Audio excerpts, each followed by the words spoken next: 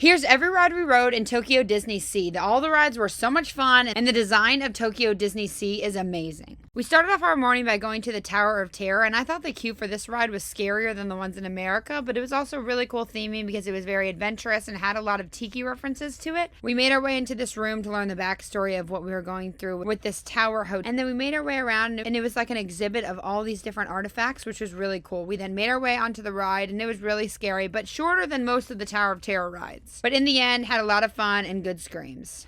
Our next ride was the DisneySea Transit Steamline, and this is the boat that takes you around the park, and it is so cool seeing everything. And it's also fun waving to everybody in the park, and it has hints of Italy to it. As you can see, you can ride gondolas, and we made our way around, and we saw this really cool boat which you can actually go inside of, and then we made our way over to Adventureland. The first ride we rode in Adventureland is Indiana Jones Adventure Temple of the Crystal Skull, and this is very similar to the ride in Disneyland. The single rider line here is super quick, and I wasn't able to record on the ride, but we had so much fun. This next ride I was super excited about, and it was Journey to the Center of the Earth. Maddie and I really like the movies Journey to the Mysterious Island, Journey to the Center of the Earth, so we're really excited to ride this because this is not at any of the Disney parks. So I knew this ride was going to be a lot of fun. You start off by going through an elevator, and then you make your way onto the vehicle, and you go down and explore the center of the Earth, and you see so many different crazy things, and then you zoom like crazy at the end. It's so much fun, and I definitely recommend riding this ride.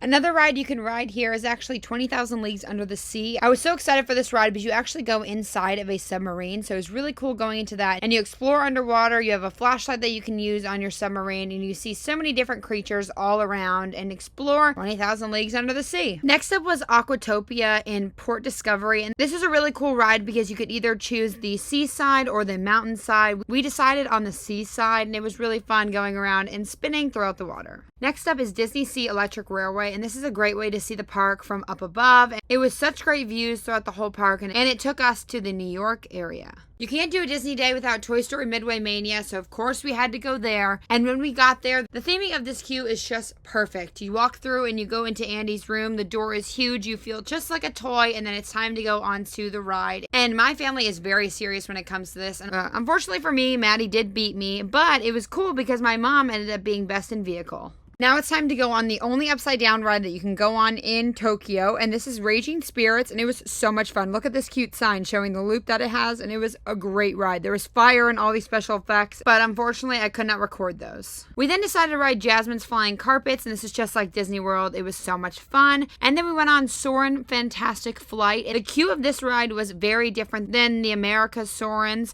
but the ride itself was very similar, and at the end they did show Tokyo and Tokyo Disneyland, which was a great touch. Had so much fun on all these rides, and make sure to let me know which one was your favorite.